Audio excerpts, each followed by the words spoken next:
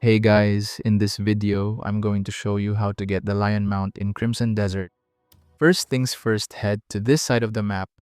This is at the south of the state of Varnia on the legendary White Lion spawn, northeast of the Crimson Desert region. You'll see this pride of lions at this spot. Sometimes they don't show up here, but you can go to a bed nearby and rest for a couple of hours so the lions spawn here. Now what you'll want to do is clear out the lioness from this pride to isolate the lion. Weaken this lion until a ride prompt appears. I recommend using single force bombs to weaken the lion to avoid killing it. Now mount the lion and feed it meats from your inventory. It'll eventually be at 100 trust where it can be taken in. Summon the lion by opening your inventory, selecting the special mount tab and clicking on the lion. This lion attacks with its fangs and has a fast running speed.